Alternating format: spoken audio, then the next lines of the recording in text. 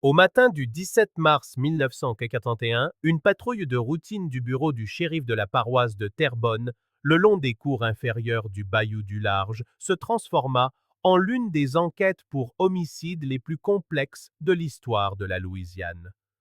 Ce que les adjoints découvrirent ce matin-là, 13 corps disséminés dans 3 camps de pêche et sur 2 navires ancrés dans le Marais, allait finalement être retracé jusqu'à un seul acte commis 6 semaines plus tôt, la coupe d'un filet de pêche d'une valeur d'environ 400 $.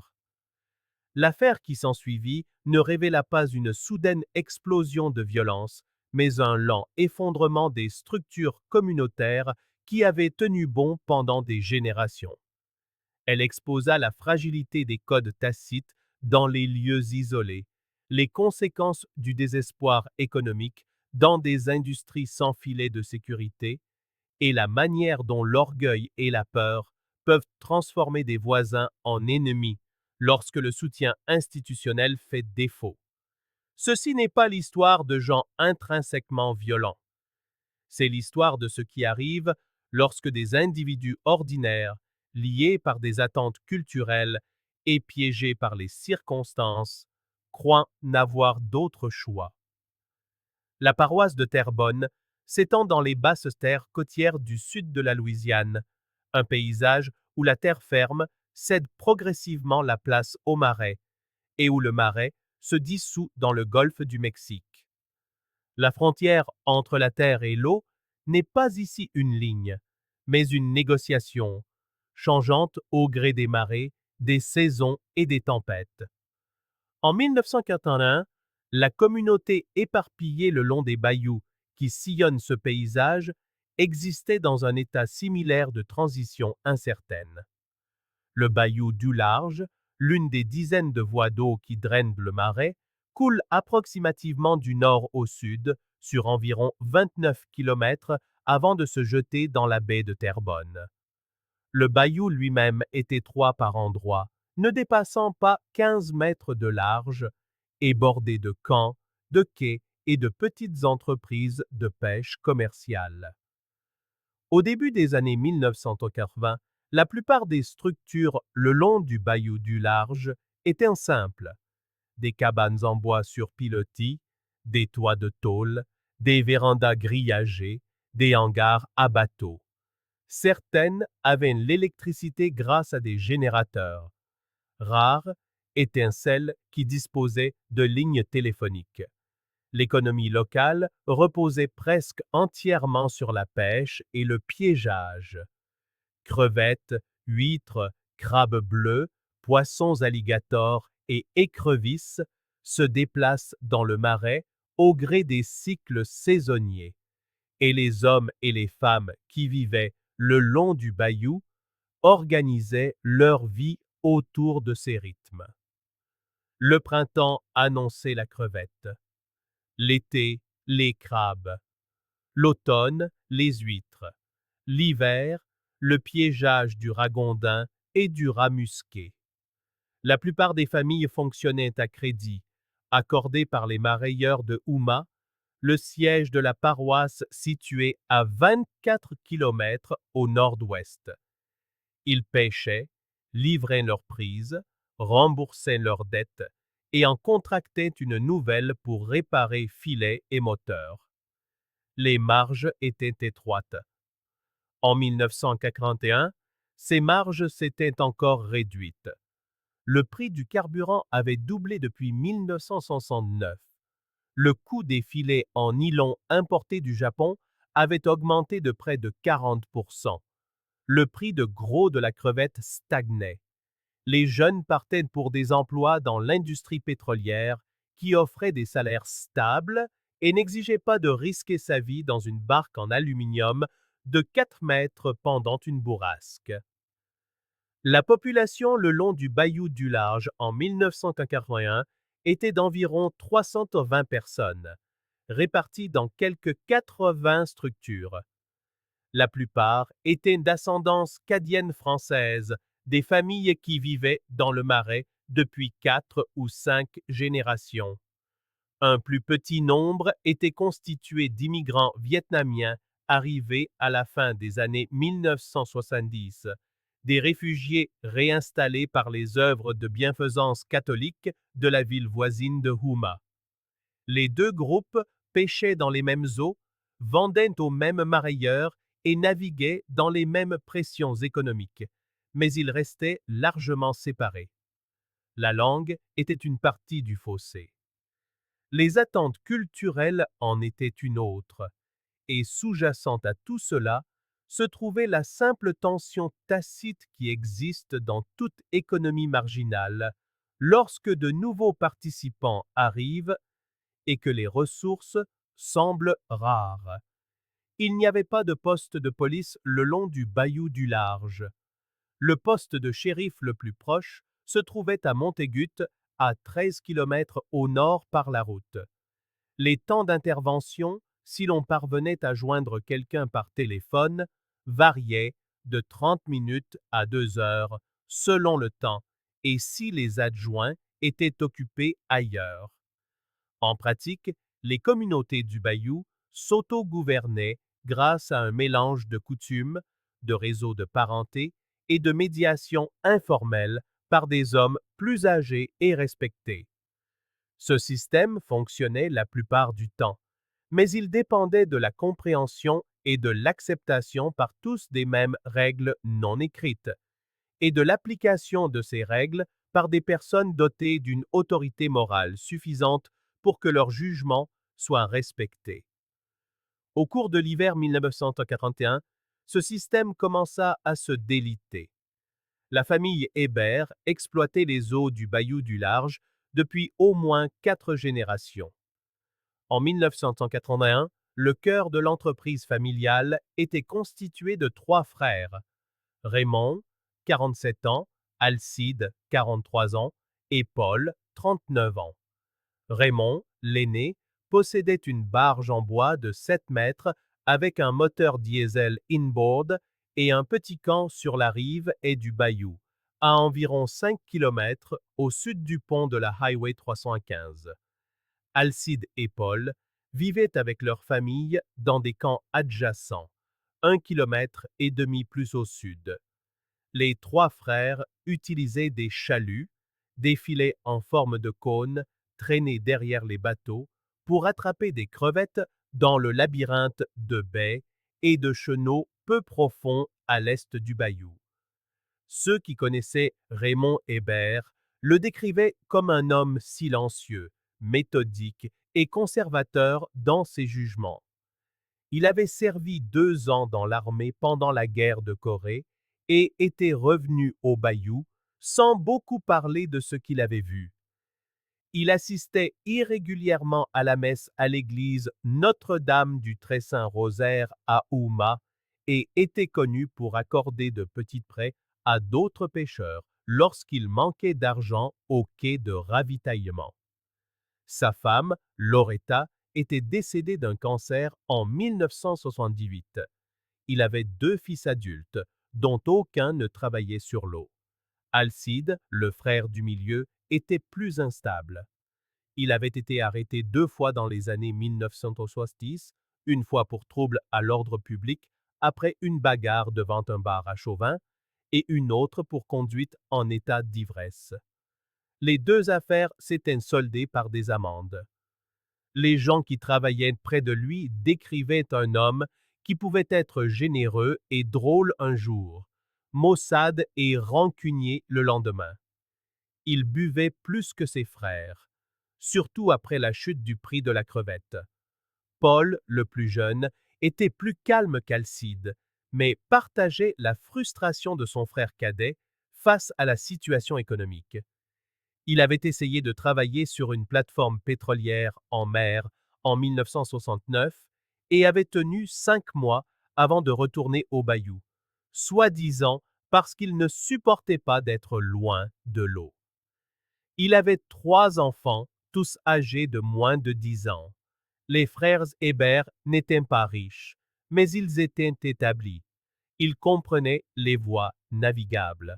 Ils savaient où poser les filets, quand les déplacer et comment lire les marées. Ils avaient des relations avec des acheteurs qui prenaient leurs marchandises même lorsque la qualité était médiocre. Dans l'écologie sociale du Bayou du Large, ils occupaient une position de compétence modeste mais reconnue.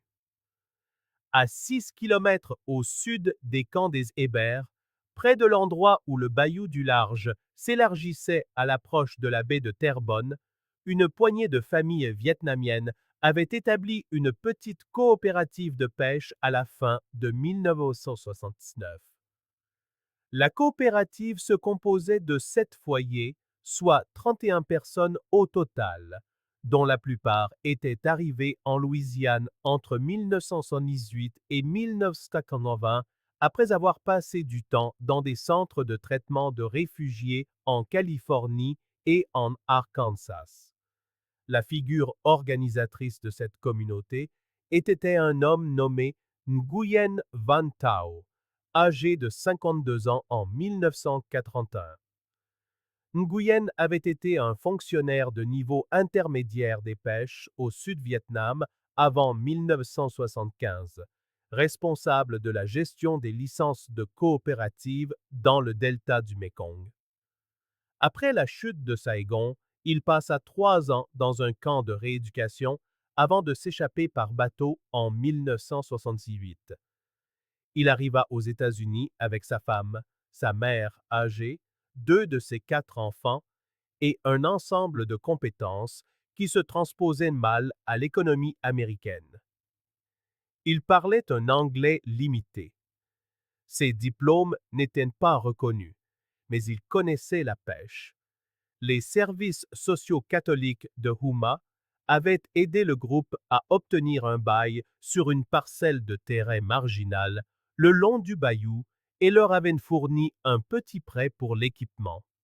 Les familles construisirent des camps, achetèrent des bateaux d'occasion et commencèrent à travailler sur l'eau.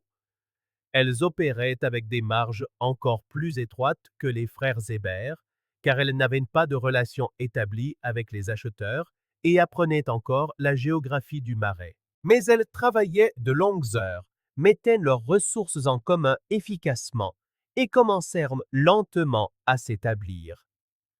Les deux groupes, les frères Hébert et la coopérative vietnamienne, n'eurent presque aucun contact direct la première année.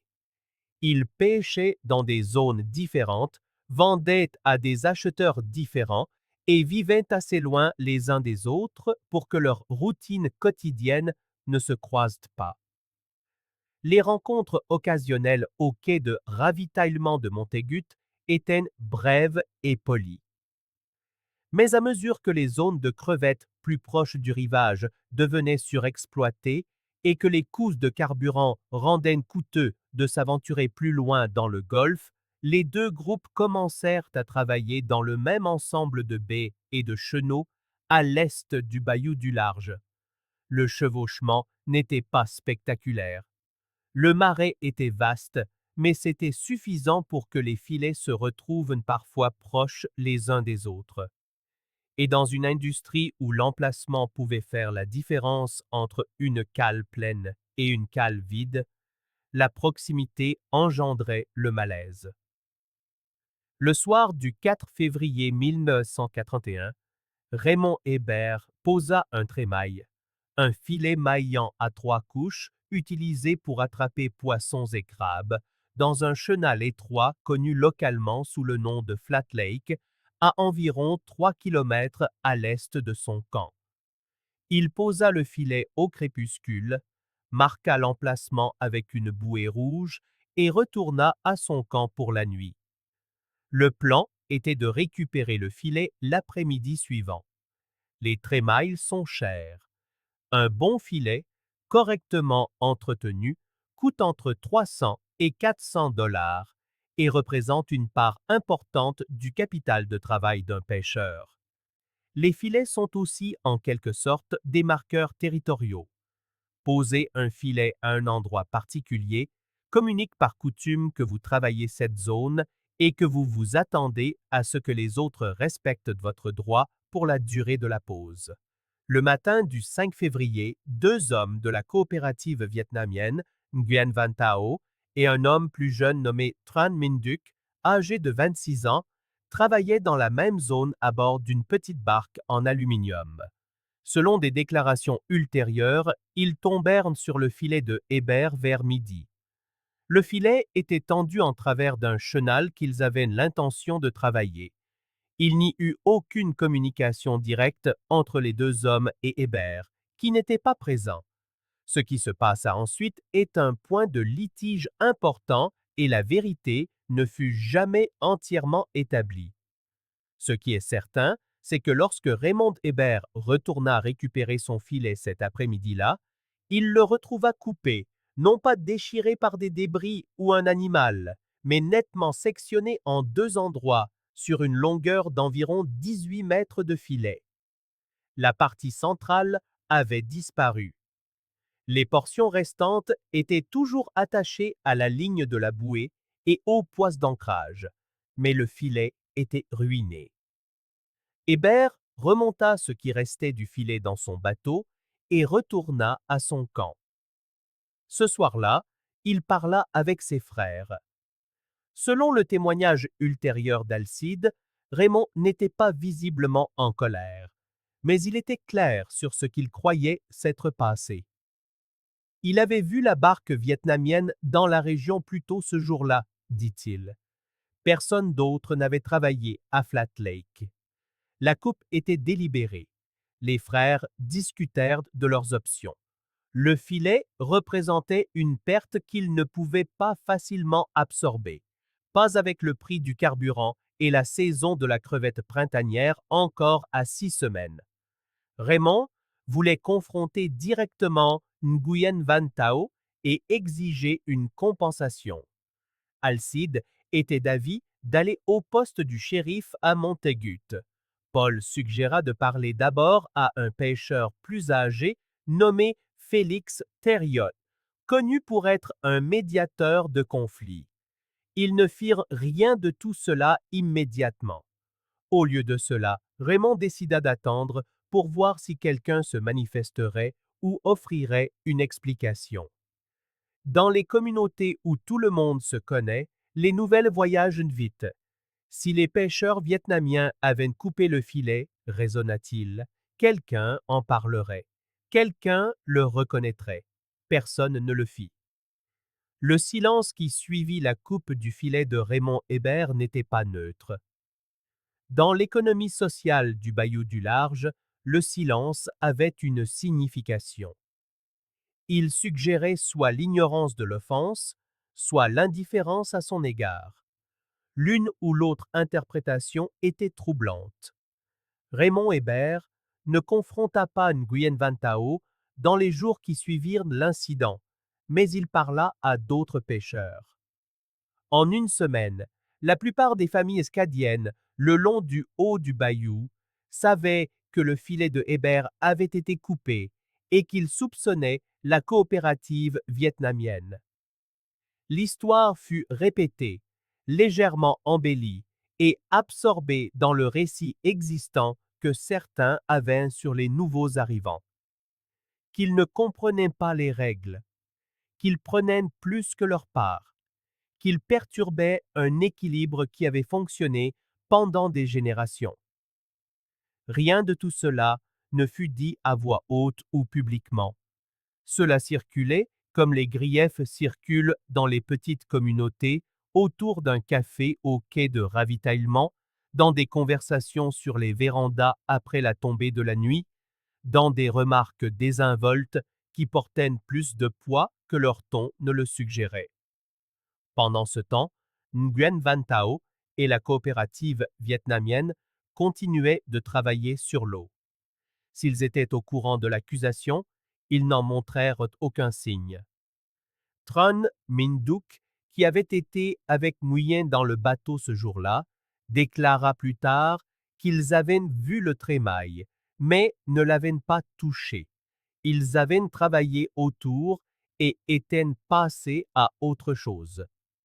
L'implication, bien qu'il ne l'ait pas dit directement, était que quelqu'un d'autre aurait pu couper le filet ou qu'il avait été endommagé par des débris. Cette explication lorsqu'elle parvint finalement aux frères Hébert, ne fut pas acceptée. La logique était simple. Ils avaient été les seuls dans la région et la coupe était trop nette pour être accidentelle. À la mi-février, la tension n'était plus abstraite. Le 18 février, Alcide Hébert rencontra deux hommes de la coopérative vietnamienne au quai de ravitaillement de Montaigut. L'échange fut bref. Alcide fit une remarque, dont les mots exacts furent contestés plus tard, sur les gens qui ne respectaient pas la propriété d'autrui. L'un des Vietnamiens répondit dans un anglais limité qu'il n'avait rien fait de mal. Alcide s'éloigna, mais pas avant de dire quelque chose qui fut interprété par ceux qui l'entendirent comme une menace. Le gérant du quai, un homme nommé Claude Bergeron, raconta plus tard aux enquêteurs qu'il avait envisagé d'intervenir, mais avait décidé de ne pas le faire. Il décrivit l'échange comme tendu mais non physique. Il dit qu'Alcide semblait chercher la confrontation, mais que les Vietnamiens avaient simplement payé leur carburant et étaient partis. 2 jours plus tard, quelqu'un creva les pneus d'un camion appartenant à l'une des familles vietnamiennes. Le camion était garé près du camp principal de la coopérative. Les dégâts furent découverts le matin. Il n'y avait aucun témoin et personne ne revendiqua la responsabilité. Nguyen Van Thao signala l'incident par téléphone au bureau du shérif de la paroisse de Terrebonne. Un adjoint se rendit sur place pour prendre une déposition, mais il y avait peu de choses à enquêter. Pas d'empreinte digitale, pas de témoins, pas de suspect clair. L'adjoint conseilla à Nguyen de garer le camion plus près du camp et de rappeler s'il y avait d'autres incidents. Cette même semaine, Raymond Hébert reçut un appel téléphonique au petit magasin de Montaigut, où des messages étaient parfois laissés pour les gens du bayou. L'interlocuteur, parlant anglais avec un accent, dit à Raymond qu'il devait cesser de répandre des mensonges. Raymond raccrocha. Il dit plus tard à ses frères que l'appel ne l'avait pas mis en colère, mais mal à l'aise. Quelqu'un observait. Quelqu'un prenait cela au sérieux. Dès la première semaine de mars, les deux groupes opéraient dans un état de vigilance accrue. Les frères Hébert commencèrent à porter des armes à feu sur leurs bateaux, ce qui n'était pas inhabituel dans le marais où alligators et cochons sauvages étaient courants, mais l'intention était maintenant différente. La coopérative vietnamienne commença à travailler par paires et éviter les zones où ils pourraient rencontrer les frères Hébert seuls. Félix Thériault, le pêcheur plus âgé qui aurait pu servir de médiateur, se remettait d'une pneumonie et ne travaillait pas activement sur l'eau. Le père Michael Tran, un prêtre catholique vietnamien qui servait la communauté de réfugiés et qui aurait pu faciliter la communication, était à Houston pour une urgence familiale et ne devait pas rentrer avant la mi-mars. Les structures qui auraient pu désamorcer la situation étaient absentes ou affaiblies, et la pression économique continuait. La saison de la crevette printanière approchait, et les deux groupes avaient besoin de bonnes prises pour survivre à l'année.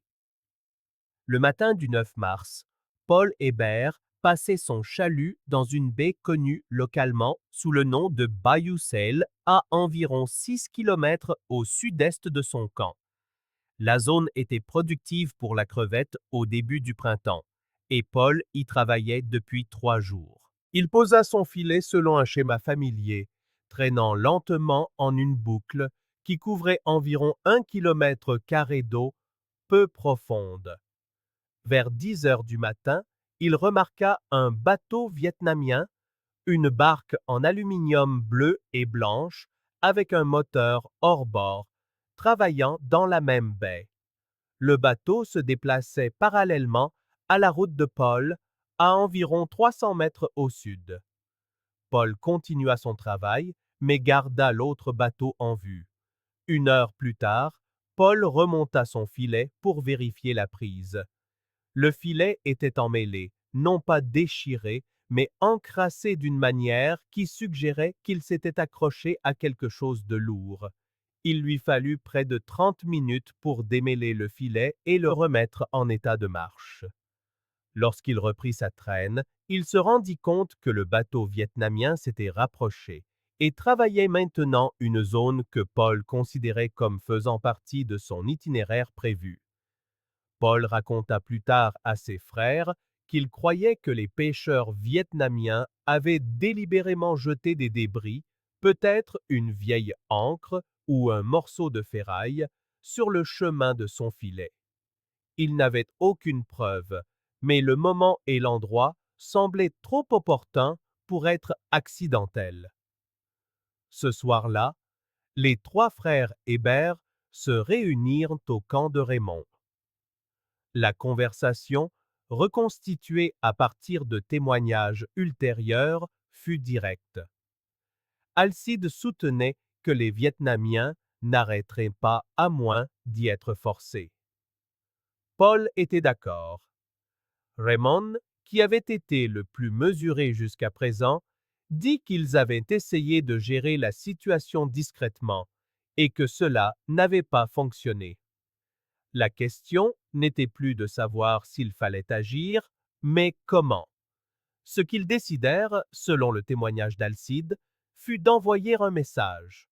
Pas de violence, pas encore, mais quelque chose qui ferait comprendre que tout nouvel empiètement aurait des conséquences. La nuit du 10 mars, quelqu'un sectionna la conduite de carburant de l'un des bateaux de la coopérative vietnamienne. Le bateau était amarré à leur camp et la coupure fut découverte le lendemain matin lorsque le moteur ne voulut pas démarrer. Les dégâts étaient mineurs, une simple réparation, mais l'intention était évidente. Nguyen Van Tao appela de nouveau le bureau du shérif. Le même adjoint répondit. Il prit une déposition et nota que c'était le deuxième incident de vandalisme visant la communauté vietnamienne en moins de 3 semaines. Il dit qu'il augmenterait les patrouilles dans la région. Mais lui et Nguyen comprenaient tous deux que les patrouilles dans un labyrinthe aquatique de chenaux et d'îles étaient largement symboliques. Le même jour, Nguyen rassembla les hommes de la coopérative et proposa qu'ils cessent de travailler dans les zones contestées et concentrent leurs efforts plus au sud, plus près de la baie de Terrebonne. Cela signifierait des trajets plus longs, des coûts de carburant plus élevés et une pêche moins productive, mais cela réduirait la probabilité de nouvelles confrontations. Les plus jeunes, dont Tran Minh Duc, n'étaient pas d'accord. Ils avaient autant de droits sur l'eau que n'importe qui, soutenait-il. Se déplacer vers le sud confirmerait l'idée qu'ils étaient des étrangers que l'on pouvait bousculer. Ils avaient déjà fui un pays. Ils n'allaient pas se laisser chasser d'un autre. Nguyen ne passa pas outre leur avis, mais il les exhorta à la prudence.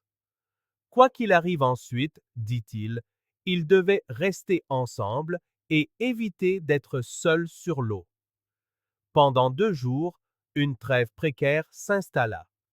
Les deux groupes continuèrent de pêcher, mais ils travaillaient à des heures différentes et évitaient les rencontres directes. La situation semblait, pour certains des protagonistes, pouvoir se dissiper progressivement si chacun gardait simplement ses distances. Elle ne se dissipa pas. C'était un vendredi, le 13 mars. Dans l'après-midi, Raymond Hébert travaillait seul près de l'embouchure du Bayou du Large, là où le cours d'eau s'ouvre sur la baie de Terrebonne. Le ciel était limpide et les eaux tranquilles. Il relevait un chalut, pêchant la crevette dans des eaux profondes de 2 à 3 mètres. Vers 2h30 de l'après-midi, il vit 2 bateaux approcher par le sud. À mesure qu'ils se rapprochaient, il les reconnut comme appartenant à la coopérative vietnamienne. L'un était l'esquif bleu et blanc que Paul avait rencontré plus tôt dans la semaine. L'autre était un bateau en bois plus grand, d'environ 5,50 m équipé d'un moteur inboard. Il y avait 4 hommes au total, 2 par bateau. Raymond les identifiera plus tard comme étant Nguyen Van Thao, Tron Minh Duc et 2 autres dont il ignorait les noms. Les bateaux accostèrent de l'esquive de Raymond. Selon le témoignage qu'il livra aux enquêteurs 3 jours plus tard, Nguyen fut le premier à parler. Dans un anglais limité, il demanda pourquoi Raymond et ses frères harcelaient les pêcheurs vietnamiens. Raymond répondit que personne ne harcelait personne, mais que des filets étaient coupés, du matériel endommagé, et que cela devait cesser. La conversation s'envenima. Tron Minh Duc, qui parlait mieux l'anglais que Nguyen, déclara que les frères de Raymond avaient menacé des gens et vandalisé des biens. Raymond nia. Il affirma que son propre filet avait été coupé et que rien ne se serait passé si les Vietnamiens l'avaient simplement admis et proposé de réparer les dégâts. À un moment donné, la séquence exacte reste floue. L'un des Vietnamiens accusa Raymond d'être un raciste qui ne voulait pas d'œufs sur l'eau. Raymond, selon son propre récit, répondit que peu lui importait qui ils étaient, du moment qu'ils respectaient les règles. Tran Minh Duc rétorqua qu'il n'y avait pas de règles, seulement des préjugés. L'échange dura peut-être 5 minutes. Il prit fin lorsque l'un des Vietnamiens, Raymond pensait qu'il s'agissait de Nguyen sans en être certain, fit un geste qu'il interpréta comme une menace. L'homme porta la main à sa ceinture comme pour vérifier la présence de quelque chose. Voyant ce geste, Raymond, s'attendant au pire, attrapa la carabine qu'il gardait derrière le siège de son esquif. Il ne la pointa sur personne. Il la souleva simplement pour qu'elle soit visible, posée sur ses genoux. Les Vietnamiens virent de l'arme. Ils ne dirent plus un mot. Les 2 bateaux s'éloignèrent et mirent le cap au sud. Raymond retourna à son campement et raconta à ses frères ce qui s'était passé. Les 3 hommes s'assirent sur le porche de Raymond tandis que le soleil se couchait, discutant de la marche à suivre. Ils convinrent que la situation était allée trop loin. Il fallait que quelqu'un intervienne. Ils décidèrent que le lendemain matin, samedi, ils se rendraient au poste du shérif à Montegut pour déposer une plainte officielle. Ils n'atteignirent jamais Montegut. Cette nuit-là, entre minuit et 3 heures du matin, quelqu'un mit le feu à un hangar de stockage derrière le campement de Paul Hébert.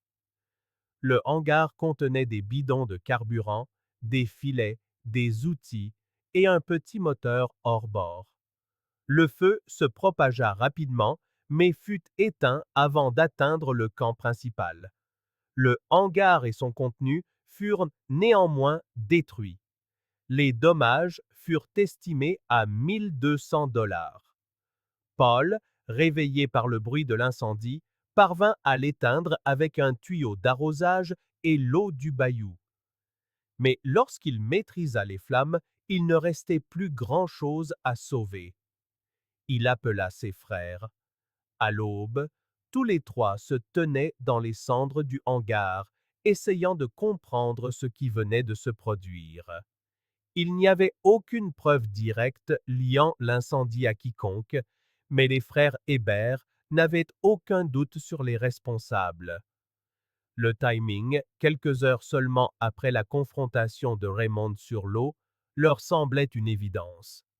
Ce matin-là, Alcide Hébert se rendit à Montegut et acheta 4 boîtes de cartouches de fusils de chasse et une caisse de munitions pour carabines dans un magasin d'articles de sport.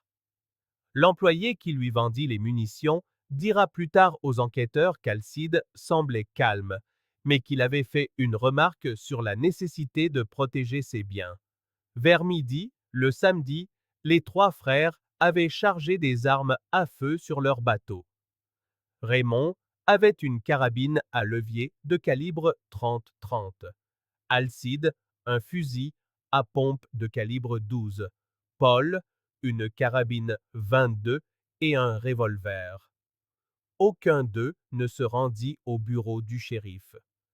Ce qui s'est passé dans l'après-midi du 14 mars 1981 a été reconstitué principalement à partir de preuves matérielles, d'analyses balistiques et du témoignage de 2 survivants.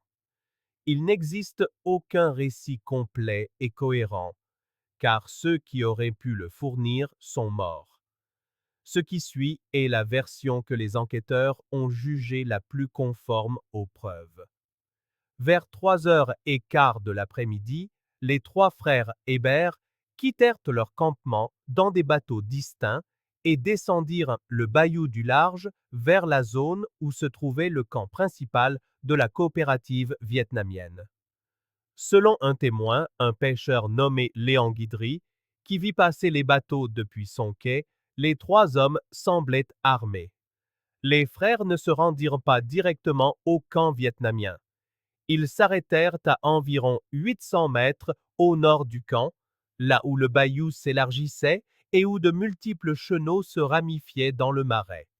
Ils semblaient attendre. Vers 3h45, 2 bateaux de la coopérative vietnamienne remontèrent le bayou depuis le sud. Ils revenaient d'une journée de pêche. L'un transportait Nguyen Van Thao et 2 autres hommes. Le second, Tran Minh Duc et un autre homme. Lorsque les bateaux vietnamiens atteignirent le point où attendaient les frères Hébert, ces derniers manœuvrèrent pour leur bloquer le passage. À cet endroit, le bayou était suffisamment étroit pour qu'il soit difficile pour les bateaux vietnamiens de passer sans frôler ceux des Hébert. La confrontation initiale fut verbale. Alcide Hébert cria quelque chose à propos de l'incendie. Nguyen Van Thao répondit, mais ses paroles furent indistinctes. Il y eut un désaccord sur qui avait fait quoi, et des accusations fusèrent des 2 côtés. Dans les 60 secondes qui suivirent, quelqu'un tira. On ne sait pas qui a tiré le premier. Raymond Hébert affirma plus tard que l'un des Vietnamiens avait tenté de saisir quelque chose et qu'il avait riposté par un tir de sommation dans l'eau. Un survivant des bateaux vietnamiens déclara par la suite qu'Alcide avait tiré le premier, visant directement leur bateau. Ce qui est certain, c'est qu'une fois le premier coup de feu parti, la situation dégénéra rapidement. Plusieurs armes furent déchargées au cours des 2 ou 3 minutes suivantes. Fusils de chasse, carabines, armes de poing. La distance était courte, 30 à 50 pieds tout au plus. Les bateaux bougeaient, les gens criaient, certains tentaient de s'échapper. D'autres ripostaient. Nguyen Van Thao fut touché à la poitrine par une balle de carabine et s'effondra au fond de son bateau. Tran Minh Duc tira avec une arme de poing, identifiée plus tard comme un revolver de calibre 38, et toucha Alcide Hébert à l'épaule. Paul Hébert tira avec sa carabine .22 et atteignit l'un des Vietnamiens à la jambe. Raymond tira à plusieurs reprises avec sa 30-30. Les 2 bateaux vietnamiens tentèrent de fuir vers le sud, mais l'un d'eux, le plus petit esquif en aluminium, avait le moteur endommagé et dérivait. Les hommes du plus grand bateau essayèrent de s'approcher pour les aider, mais les frères Hébert les poursuivirent. La fusillade continua sporadiquement tandis que les bateaux descendaient le bayou. À un moment, le bateau de Paul Hébert entra en collision avec l'esquif vietnamien endommagé, et des hommes des 2 embarcations se retrouvèrent à l'eau. Il y eut un combat au corps à corps dans le bayou même, des hommes luttant dans l'eau jusqu'à la taille, essayant d'atteindre leurs armes, essayant de rester à flot. Raymond Hébert abattit 2 hommes dans l'eau. L'un d'eux était Tran Minh Duc, qui mourut quasi instantanément d'une balle dans la tête. L'autre était un homme identifié plus tard comme le Van Khan, 33 ans, qui fut touché dans le dos et se noya. Alcide Hébert, bien que blessé, parvint à remonter dans son bateau. Il rechargea son fusil et tira sur le plus grand bateau vietnamien, qui tentait maintenant d'atteindre les eaux libres de la baie de Terrebonne. Il toucha un homme sur le flanc. L'homme tomba par-dessus bord et ne refit pas surface. Paul Hébert, toujours dans l'eau, fut atteint par une balle, on ne sait de quelle arme, et grièvement blessé. Il réussit à se hisser sur la rive du bayou, où il s'effondra. La fusillade dura environ 4 minutes. Quand elle cessa, le silence s'installa sur l'eau, troublé seulement par le bruit des moteurs au ralenti et les cris des oiseaux dérangés par le vacarme. La première personne à découvrir la scène fut Léon Guidry, le même pêcheur qui avait vu les frères Hébert se diriger vers le sud plus tôt. De son campement, à plus d'1 kilomètre au nord, il avait entendu les coups de feu et avait d'abord pensé que quelqu'un tirait sur des alligators. Mais le volume et la durée de la fusillade l'inquiétèrent, et après 10 minutes de silence, il décida d'aller voir. Il trouva Paul Hébert sur la rive du bayou, vivant mais inconscient, saignant abondamment d'une blessure à l'abdomen. Il trouva l'un des bateaux vietnamiens à la dérive, son moteur tournant encore, avec 2 corps à l'intérieur. Il vit des débris dans l'eau, des gilets de sauvetage, une glacière, des douilles flottant à la surface. Guidry retourna à son camp et utilisa sa radio pour appeler à l'aide. Les premiers secours arrivèrent environ 40 minutes plus tard. Au cours des 6 heures suivantes, tandis que les adjoints du shérif et les agents de la faune et de la pêche de Louisiane ratissaient la zone, l'ampleur de la violence devint évidente. Des corps furent retrouvés dans l'eau, dans les bateaux et le long des rives du bayou. Certains s'étaient noyés, d'autres étaient morts de leurs blessures par balles. La Seine s'étendait sur près d'1,5 kilomètre de voies navigables. Le bilan final s'élevait à 13 morts. Du côté de la coopérative vietnamienne, Nguyen Van Thao, 52 ans, Trom Minh Duc, 26 ans, Le Van Khan, 33 ans, Pham Van Hio, Pom Byong Ton, Nguyen Thanh Binh, Phan Nhi Tan Man, Vo Van Quang, 35 ans, Chen Duc Thanh, 23 ans.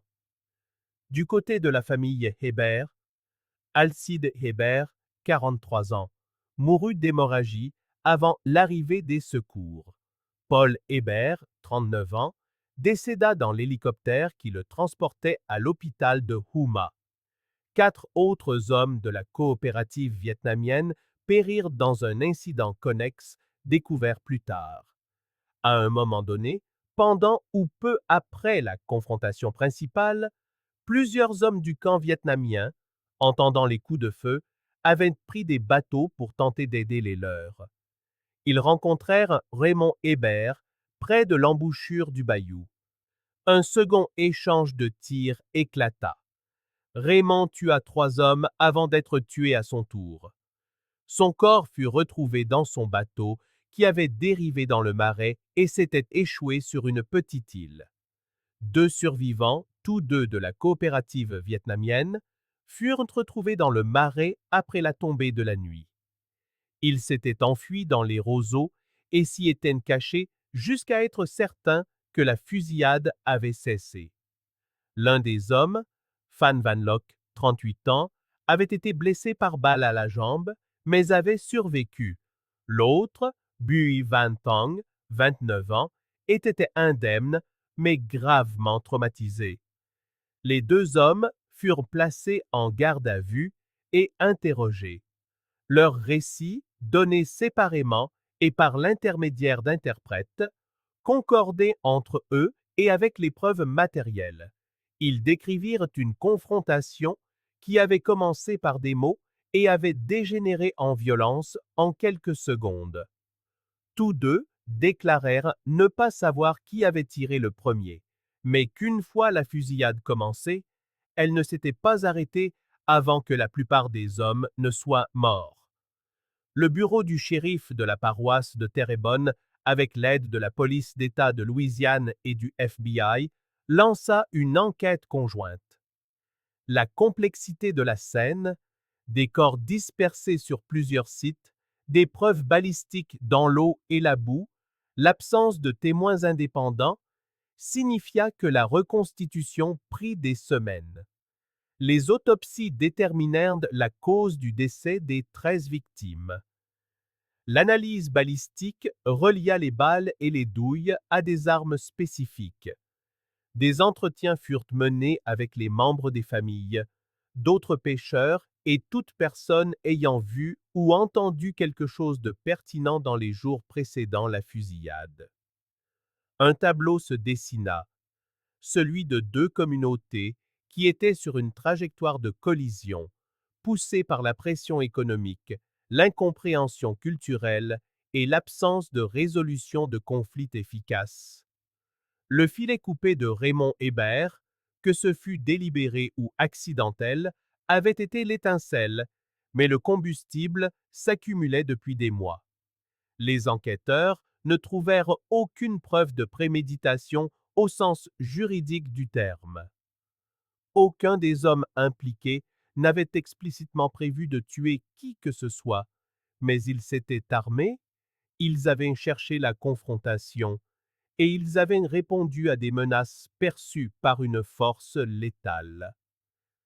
La question de savoir qui avait tiré le premier ne fut jamais résolue de manière définitive.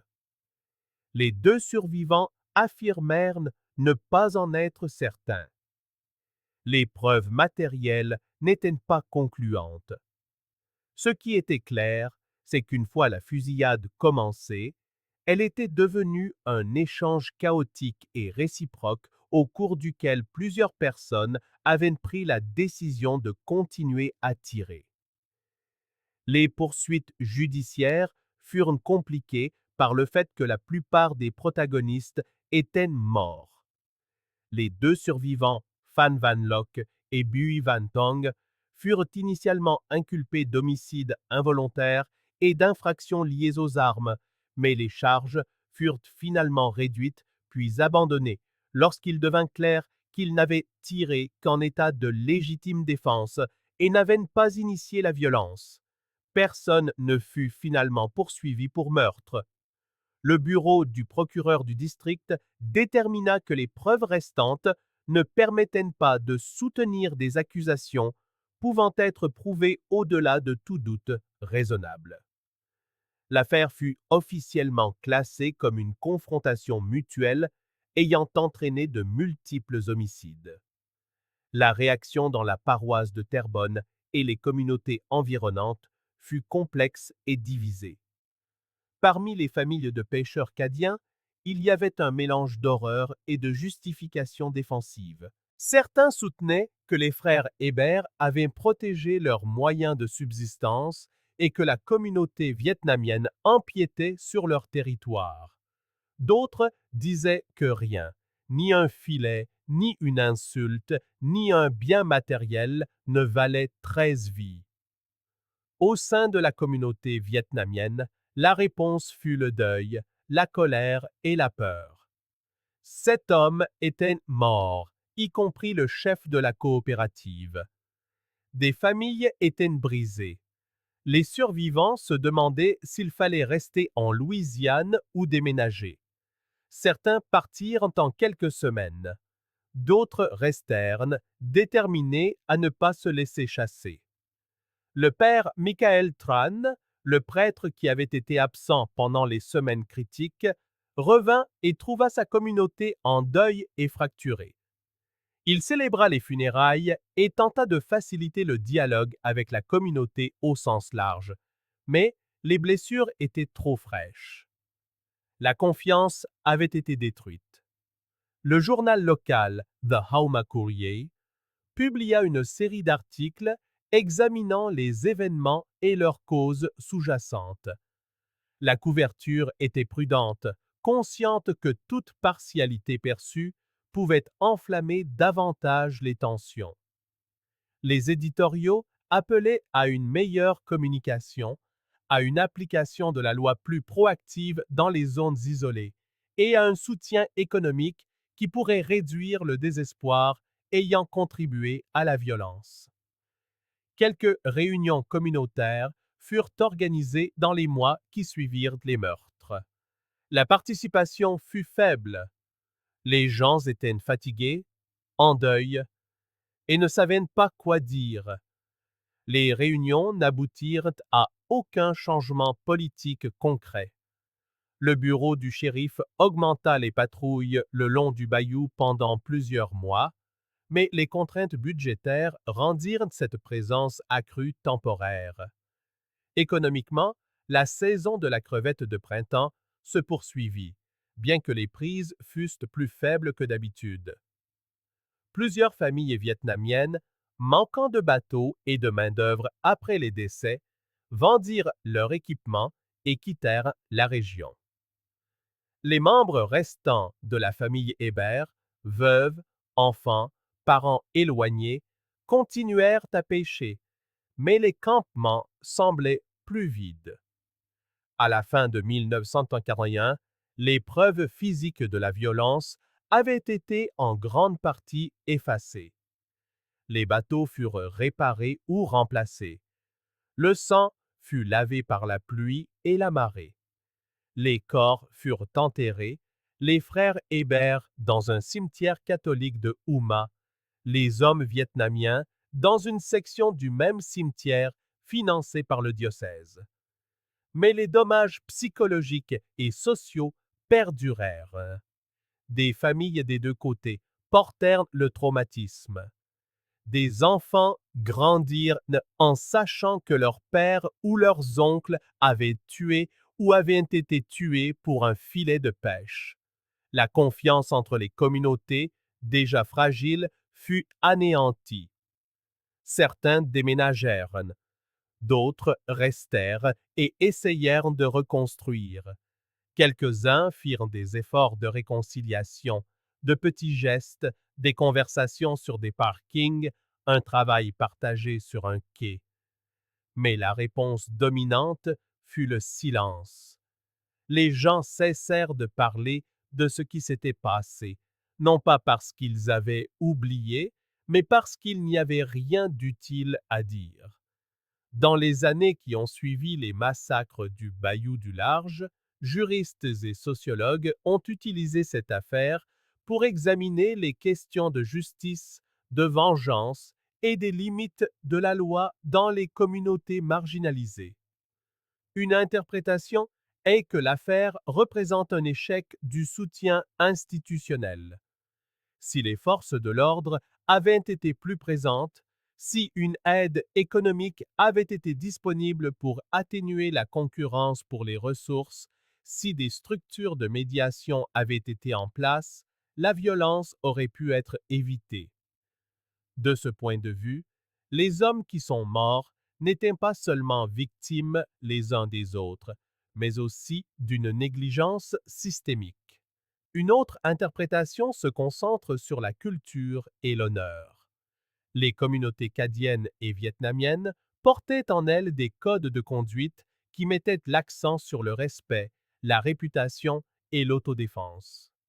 Ces codes, fonctionnels dans des contextes où la loi formelle est faible, peuvent devenir mortels lorsque deux codes incompatibles entrent en collision. Les hommes impliqués agissaient selon leur compréhension de ce qui était nécessaire pour maintenir leur dignité et protéger leur famille. La tragédie est que ces compréhensions s'excluaient mutuellement. Une troisième interprétation est plus simple et plus sombre. L'affaire démontre que des gens ordinaires, sous une pression suffisante, tueront. Les frères Hébert n'étaient pas des psychopathes et Nguyen Van Thao n'était pas un homme violent. Mais ils étaient piégés dans une situation où la survie économique, le statut social et la sécurité personnelle semblaient tous être en jeu simultanément, et ils ont fait des choix qui, sur le moment, semblaient être les seuls disponibles.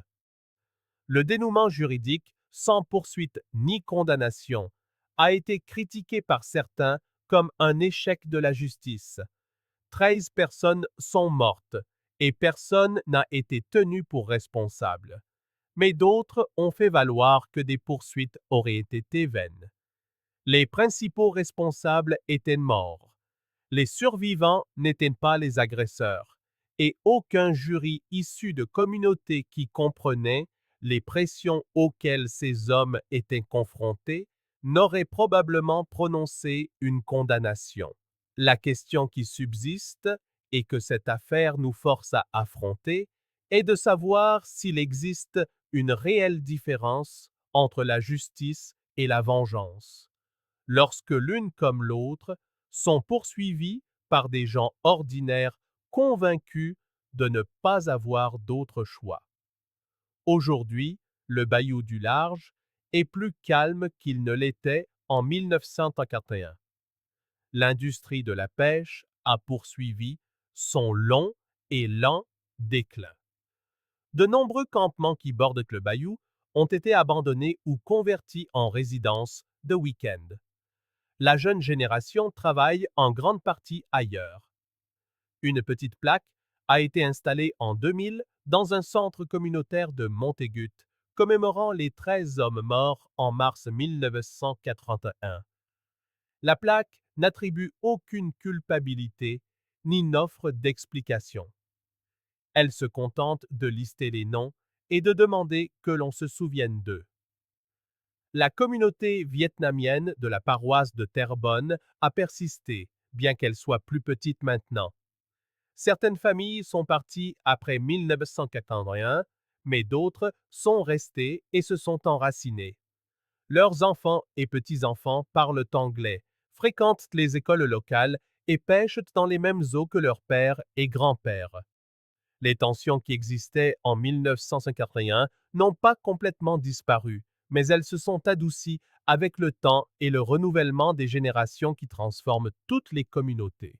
Félix Thériault, le pêcheur plus âgé qui aurait pu servir de médiateur dans le conflit s'il n'avait pas été malade, est décédé en 1989. Il n'a jamais parlé publiquement des meurtres, mais ceux qui le connaissaient disaient qu'il emportait le poids, la conviction que s'il avait été là, s'il était intervenu, les choses auraient pu se terminer différemment. Phan Van Loc, l'un des deux survivants de la coopérative vietnamienne, est resté en Louisiane. Il s'est remarié, a eu des enfants et a continué à pêcher. Dans une rare interview accordée en 1995, il a déclaré qu'il rêvait encore du jour de la fusillade. Il a dit qu'il comprenait pourquoi les frères Hébert avaient été en colère, mais que la colère ne justifiait pas de tuer. Il a dit qu'il avait perdu des amis et que cette perte n'avait jamais cessé de le faire souffrir. La famille Hébert se retira en grande partie de la vie publique. Les veuves d'Alcide et de Paul vendirent leur campement et s'installèrent à Houma. Les fils de Raymond, qui n'avaient jamais été pêcheurs, se tinrent à l'écart de l'eau.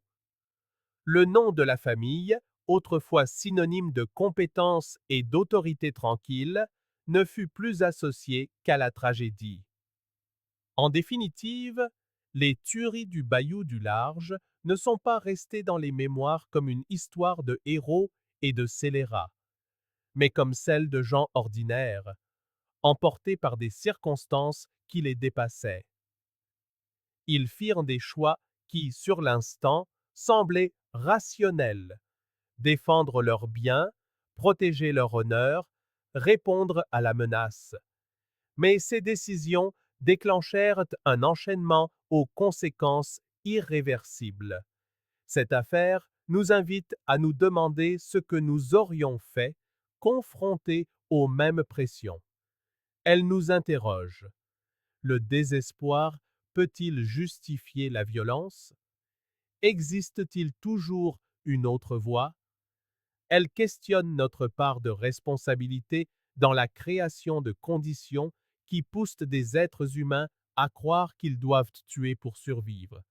Et à ces interrogations, elle n'offre aucune réponse facile.